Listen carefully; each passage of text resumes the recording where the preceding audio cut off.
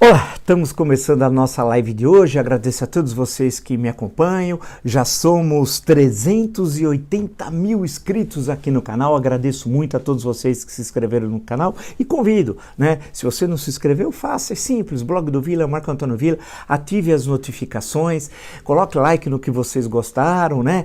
Utilize da fase dos comentários. Nós temos vídeos aí com mais de 3 mil comentários e ativar as notificações é importante, que vai avisando as novas postagens, né? Então agradeço muito. Se você tem alguém conhecido e você gosta do conteúdo do canal, fala pra lá para se inscrever, né?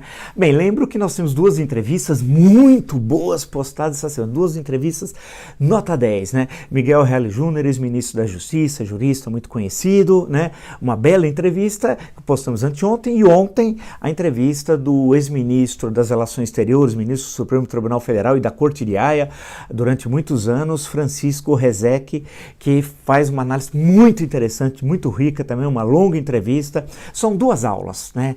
Tanto a de Reale Júnior como a de Francisco Rezec são duas aulas magnas que certamente não só os operadores de direito, os estudantes de direito, mas todos nós, é uma formação de cidadania. São aulas que constroem, verdadeiras aulas que constroem a cidadania no Brasil. Vocês vão certamente gostar, assistam, que são muito boas, mostrando o que nós sempre identificamos no nosso canal, que é qualificar a ação política, as interpretações do Brasil, as reflexões sobre o Brasil. Isso é essencial. Lembro também que na plataforma www.cursosdovila.com.br pode ver tudo de uma tacada só, tudo junto, né?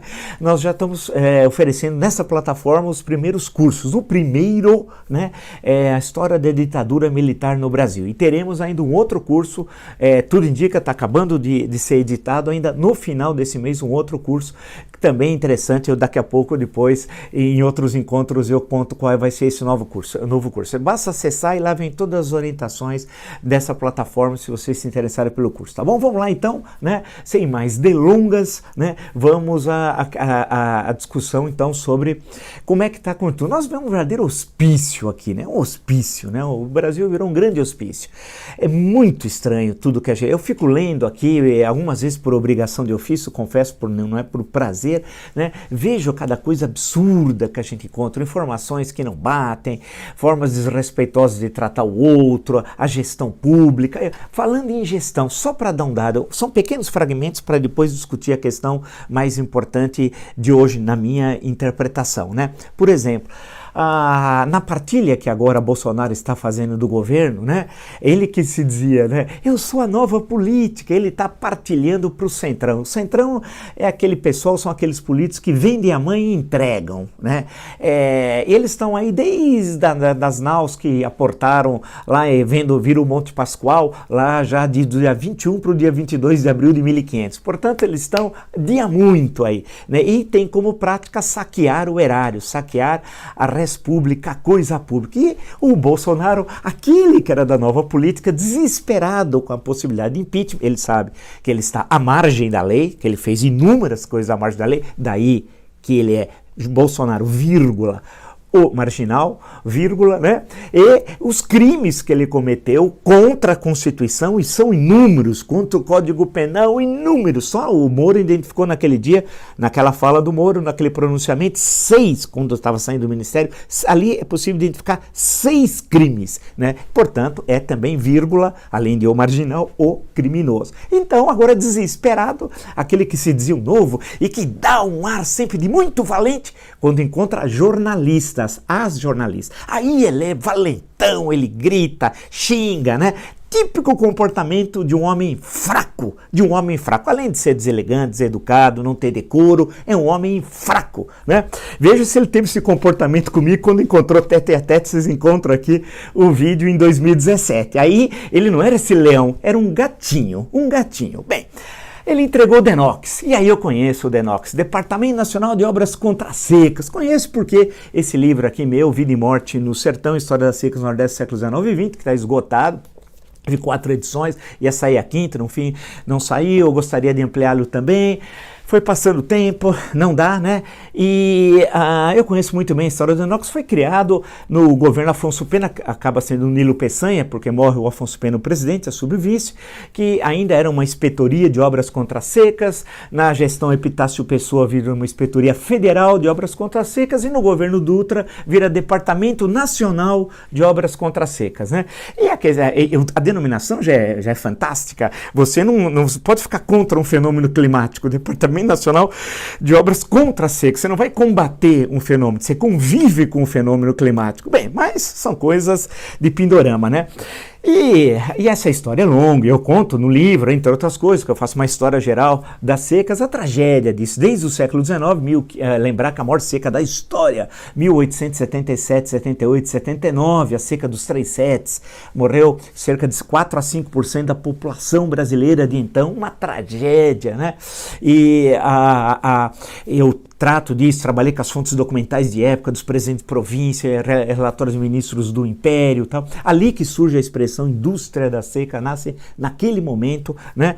E mais para frente, no século XX, é que nasce o Denox com as denominações que eu já disse anteriormente. E sempre esteve a serviço das elites locais, que usavam da estrutura federal para coagir eleitores, especialmente em processos eleitorais, e para manter o seu domínio na região. E, infelizmente foi isso. Inicialmente não, vale lembrar, durante um período inicial não, veio inclusive muitos geólogos norte-americanos para cá, né? Tem estudos muito interessantes, né? Mas a presidência dessa autarquia, durante o período de uma autarquia, ela teve infelizmente esse triste papel, né? Não significa que no Denox não teve brilhantes funcionários geólogos. Me lembro de Guimarães Duque, por exemplo, entre tantos outros extremamente importantes que produziram uma obra e uma ação política administrativa séria. Porém, foi inócua, há mais de 100 anos, foi criado em 1909, nós estamos em 2020, o semiárido nordestino continua numa situação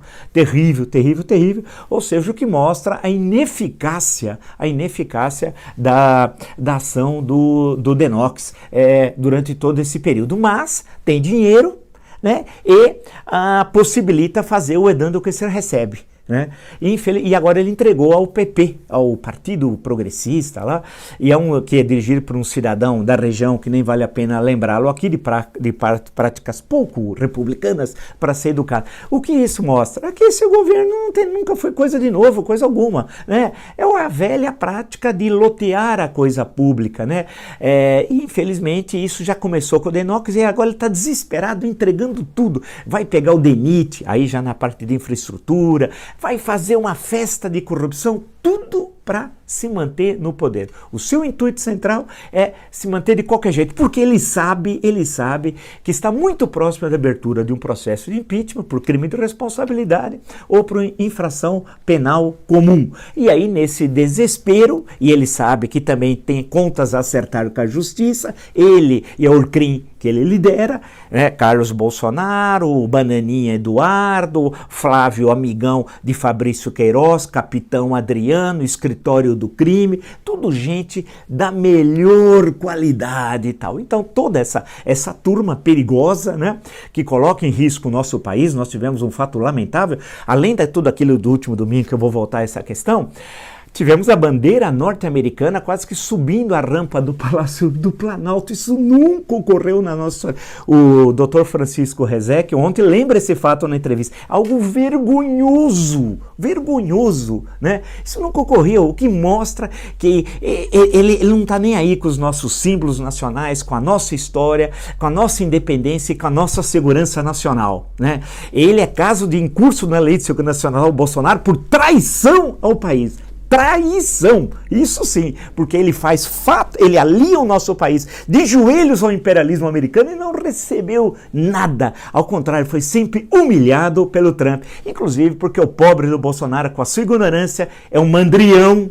Não lê, não estuda, incompetente, não sabe liderar, né? É desqualificado por exercício do cargo, despreparado, colocou o nosso país de joelho aos interesses norte-americanos e os Estados Unidos, como de hábito, lembra do Foster Dulles, secretário do Eisenhower, né? De Estado durante 8 anos? Os Estados Unidos não tem amigos, só tem interesse, mas o mandrião não sabe disso. além de colocar em risco a nossa segurança nacional, entregando e fazendo de tudo, não votou uma vez contra os Estados Unidos, sempre votou a favorável. O que os Estados Unidos pediu, o Mandrião fez. Tendo o Beato Salu no Itamaraty, que é o chanceler que conduz o país a vergonhas nacionais sucessivas que nós acabamos assistindo. Bem, o que eu estou justamente falando disso, passando por essas questões? Falei do Nenox, eu lembrei do episódio aí de domingo, triste episódio, que é só aquilo, é caso de impeachment, né? A participação dele num ato golpista, né? Ferindo, portanto, a Constituição. Nem o ato em si poderia existir, porque era um ato que pregava a ditadura. Se aqui configura a defesa da democracia, o ato em si não poderia existir. Não é liberdade de expressão defender ditadura, é crime. Defender ditadura é crime, isso é importante registrar. Bem, eles fizeram aquele ato, ele participou, organizou, porque a organização é do Palácio do Planalto e dele em especial, junto com todo o Orcrim, né, aquela caterva que o cerca, os filhos, o gabinete do ódio, né, tudo aquilo que vai durar muito pouco tempo, e ele sabe que vai durar muito pouco tempo. Ele tem consciência disso. Esse governo acabou, registrem. Olha aqui, muitos falam, pô, mas você acertou quando falava isso, falava aquilo, e até brinco, só não acerta a Mega Sena. Mas registre, esse governo acabou. Eu sempre disse que o Bolsonaro não concluiria o governo, não vai concluir. Não vai concluir. Ou renuncia, ou um processo de impeachment. Pode garantir. E esse governo tem que terminar rapidamente para o bem do Brasil. É sine qua non, eu tenho insistido nessa questão. E ele sabe que ele está se agarrando agora ao centrão, que vai ficar um pouquinho pegando o que pode saquear da coisa pública. Mas na hora que perceber que a impopularidade dele não para de crescer, saltou de 42 para 49 em uma semana de ruim e péssima, nós comentamos a pesquisa XP aqui, o que vai acontecer é que o Centrão vai também abandoná-lo, mas antes vai saquear um pouquinho o erário dentro, fazendo a sua velha prática, né, desde 1500. Ele sabe, ele se agarrou agora à presidência, ele não tem projeto de governo, não tem projeto de país, nem projeto pessoal, ele tem medo de ir para a cadeia. É essa a questão. Ele sabe que ele e a família cometeram crimes gravíssimos. E se não tiver na presidência da República para utilizá-la via Polícia Federal, via Ministério da Justiça, via BIM e todas as formas de coação, a família termina sem exagero, na cadeia, pelos crimes que cometeu Bananinha, Flávio e o tal de Carluccio, liderados pelo chefe da quadrilha, que é o Bolsonaro. Crimes contra a Constituição, crimes que estão corporificados lá no Código Penal. Ele falsificou a assinatura de um ministro da Justiça, o Moro, no depoimento, falou nisso. E aí fazemos o gancho pelo que nos interessa nessa questão. Tem sido muito falado, as 10 páginas do depoimento do Sérgio Moro que foram divulgadas. Se você fazer uma leitura de historiador cuidadosa, você percebe que o ex-ministro, cada palavra foi medida, foi pensada, não falou nada a esmo, não avançou onde não pudesse provar, e tudo o que falou, ele tinha prova. Alguém que ficou 22 anos na magistratura e conhece muito bem direito penal não ia cair na ingenuidade de fazer um depoimento, né, que pudesse ou incriminá-lo, como alguns imaginavam nisso, delírio, né, ou que não produzisse através do documento da investigação, que não é feita pelo que está sendo ouvido, mas é feito pela Polícia Federal, condições para investigação. E aí é uma questão central, que mostra, que pode reforçar muito o depoimento. Ele fez referência à gravação, áudio e vídeo, da reunião ministerial que ele foi cobrado publicamente por Bolsonaro para controlar a Polícia Federal. Porque o Bolsonaro, daquele jeito, bem de submundo carioca, né? Marginal, de Fabrício Queiroz, Adriano, Rony Lessa, assassino e Marielle Franco, e seu grande amigo, toda aquela, né? Aquele pessoal horroroso, que onde ele pegava dinheiro e voto, né? Com aquele jeito, ele exigiu, ele disse assim, tem 27 superintendências, eu só quero uma, Moro. Olha o jeito, olha o jeito de marginal, porque isso é marginal, eu só quero uma, Moro. A do Rio de Janeiro, por que ele queria do Rio? Porque ele sabe das investigações lá feitas, e que envolve a sua quadrilha. Aí é que é o cerne da questão, e tem a gravação. E o Moro, espertamente, você pode gostar ou não gostar dele, nós não vamos entrar nessa questão, Ele é alguém que tem experiência, 22 anos de juiz, conhece direito penal, tratou com criminoso tantas e tantas vezes. Ele sabe. Ao falar na gravação é porque a gravação foi feita, existe, está nas mãos daquele rapazinho envolvido em negócios estranhos, de acordo com os jornais, com televisão, propaganda, etc. Tem lá a gravação e lá comprova a coação exercida por Bolsonaro contra o então ministro da Justiça para, claro, ele queria ter o controle da Polícia Federal, como ele quer da BIM, ele quer de tudo e achava que tinha controle. Olha o delírio, os tremens do cidadão, que ele tinha controle das Forças Armadas. Nossa ilusão, tem controle. E eu sempre mostrei que não tinha, lembra aqui, né? Então o que acontece? Essa gravação é central, nesse momento. Isso que é o mais importante. Não é Regina Duarte, não é não sei o que, isso é tudo fumaça. Curió, Major Curió, ele é sempre amigo de assassinos, torturadores, ele é um cara baixo. Ele acho que ia no boteco, jogava pinga pro santo. É pessoa desse nível, né? Ele quer desviar. O central é essa gravação, que vai comprovar. E espero que não apaguem, porque aí eu me lembrei de Watergate, Estados Unidos. Tinha uma gravação, aí no caso era de áudio, naqueles antigos gravadores, grandões. E quando foi solicitada uma gravação, na época do presidência Richard Nixon, a secretária, ficou famosa, a revista Time cobriu aquilo lá muito bem, tem capas fantásticas e tal, e grandes reportagens.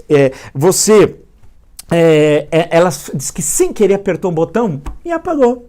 Mas foi sem querer, tal que nada, que lá aquela gravação comprovava atos ilícitos do Nixon. Evidentemente que nós estamos falando do caso norte-americano, que não se vai o Nixon fez de tudo, inclusive na época do macartismo. O grande auxiliar do McCarthy era o Nixon, né? Então, deputado pouco conhecido, que depois vai ser vice-presidente da Eisenhower 2 vezes e perde a eleição de 60 e depois eleito em 68 e reeleito em 72. Evidentemente, com todos os defeitos, Nixon muitos, não se compara ao Jair Bolsonaro. Entenda, sim, nós estamos falando de alguém que tem estudo, tem experiência pública, para o bem ou para o mal, não é essa questão, para o bem ou para o mal no sentido norte-americano da época, não é no sentido de colocar familiares, né? Ele colocou 102 familiares quando era parlamentar no gabinete dele ou dos seus filhos, e se ligou com milícias, né? Então, nós estamos falando de outra coisa. Agora, não apaguem a gravação, que o ex-juiz, ex-ministro Moro disse que tem, e sabe-se que está com o tal de Fábio. Porque aí a prova, na hora que você mostra aquela gravação que comprova o que o ministro disse, não adianta os 3 ministros militares, que serão chamados também, dizer que não. Porque se eles disserem que não, a gravação vai dizer que sim, né? Ou a menos que eles apaguem. Então, estão percebendo a armadilha? Ele está desesperado. O que ele fez no domingo é um ato de desespero. O que ele fez depois xingando o jornalista, e sempre mulher, porque ele é fraco, é um homem covarde, ele faz isso sempre, né? Aí ele é leão, comigo foi gatinho, mas aí é leão. É um homem desesperado. E ao dar o Denox, que eu falei, que eu citei de passagem aqui, é um ato de desespero, para querer a todo custo usar a máquina de Estado para defender seu projeto criminoso de poder. Número 2. Tivemos o número 1. Agora tem o número 2, que é o dele. Né? O número 1, Celso de Mello, num voto famoso, se referiu ao PT e ao Lula em especial. Né? Agora o número 2 é do Jair Bolsonaro. Portanto, é essa que é a questão. Porque eles jogam muita força para esconder o principal. E ali que nós podemos ver quem é quem. Portanto, o Bolsonaro sabe que o seu governo acabou. Ele quer se manter o mais possível para tentar destruir provas, coagir testemunhas e usar instituições de Estado para proteger seus atos lesivos aos interesses nacionais, lesivos à Constituição e ao Código Penal. Mas não irá muito longe não, porque a hora dele, no sentido da justiça, da lei e da Constituição, logo chegará. Se você gostou dessa e de tantas outras lives no meu canal, não se inscreveu, sugiro que faça o blog do Vila, Marco Antônio Vila, ative as notificações, né? Veja as entrevistas, veja as 2 últimas, Celso de Mello e Francisco Rezec. E olhe www.cursovila.com.br e lá vocês encontrarão o nosso primeiro curso naquela plataforma que é a História da Ditadura Militar no Brasil. Até!